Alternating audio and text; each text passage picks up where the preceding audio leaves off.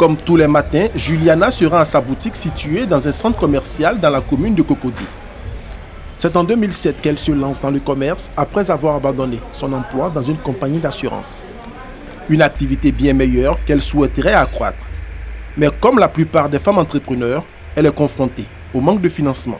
Toute seule, c'est pas facile. J'ai l'idée d'agrandir mon commerce et puis aussi d'embaucher les petites sœurs pour travailler. Mais comment faire pour avoir ces fonds? Et pourtant, l'État multiplie les initiatives pour accompagner les femmes entrepreneurs. L'une de ces actions est la mise en place du fonds Bassi. Judith Touré est l'une des bénéficiaires de ce fonds.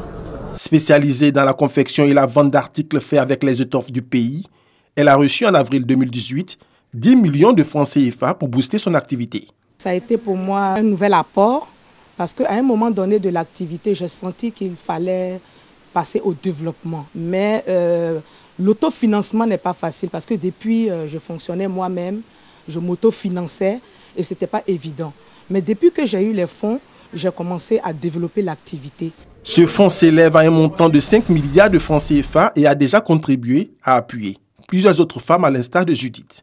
Je dis comme ça à mes sœurs que le fonds Bassi, c'est de la réalité. Qu'elles n'hésitent pas, qu'elles s'approchent du ministère du Commerce pour pouvoir s'engager. Que moi, je suis bénéficiaire. Elles aussi, elles peuvent l'être. C'est sans distinction. Depuis la première cérémonie de remise des chèques en décembre 2017, c'est plus de 2,5 milliards de francs CFA qui ont été octroyés à 180 femmes, soit 51% d'absorption du fonds initial. Ce fonds vient appuyer ces femmes à la fibre entrepreneuriale, mais pour en bénéficier, il faut impérativement être ivoirienne, majeure et actionnaire unique ou majoritaire d'une entreprise légalement constituée. À ces prérequis, fournir un dossier de candidature à déposer à la direction des PME. Ce dossier devra être composé de documents administratifs de constitution et d'existence légale de l'activité, d'un business plan et de documents financiers et comptables confirmant la solvabilité du postulant. Depuis le lancement du projet en août 2017, c'est 470 dossiers acheminés vers la banque pour 180 crédits accordés. Mais qu'arrive-t-il aux dossiers non validés? La plupart du temps, on attend toujours des retours d'informations complémentaires pour nous permettre d'apprécier au mieux leur financement. Donc après, on ne rejette pas le dossier parce qu'il faut le rejeter. On rejette le dossier en dernier ressort quand malheureusement on n'a pas pu avoir toutes les informations qui puissent nous permettre de prendre une décision sur le dossier. Donc un dossier peut être en stand-by pendant 2, 3, 4 mois, le temps même que la dame puisse réorganiser sa demande et revenir vers nous pour qu'on puisse faire passer le dossier.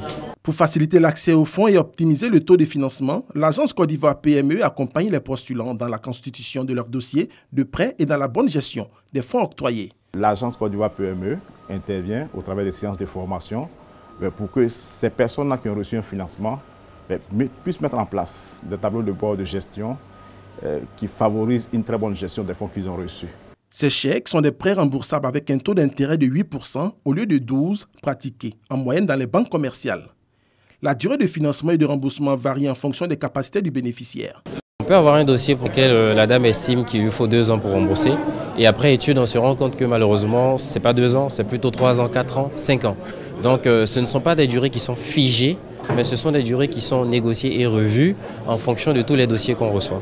Le Fonds pour l'entrepreneuriat féminin de 5 milliards de francs CFA est la résultante d'une convention signée entre l'État ivoirien et le Royaume du Maroc. Dans l'optique d'atteindre les résultats escomptés par le gouvernement en initiant ce projet, des visites terrain sont organisées régulièrement auprès des bénéficiaires. Objectif, toucher du doigt leur activité et s'assurer de la bonne utilisation des fonds reçus. D'ici 3 à 4 ans, quand on va venir vers vous, on puisse voir une véritable ligne où vous êtes en train de produire en grande quantité pour vendre. Pas qu'on s'arrête juste à des petites commandes. Pour un plus grand nombre de bénéficiaires, le gouvernement prévoit des tournées dans les villes de l'intérieur. Cette tournée vise à informer toute la population ivoirienne et l'écosystème des TPE et PME sur les différentes conventions signées entre mon département et certaines structures financières et qui demeurent peu connues, d'une part, et de sensibiliser les TPE et PME sur toutes les mesures prises par le gouvernement en leur faveur d'autre part. D'ici à la fin du premier trimestre de l'année 2019, le ministère en charge des PME compte associer plusieurs directions régionales à ce projet en vue de collecter les demandes à partir de l'intérieur du pays.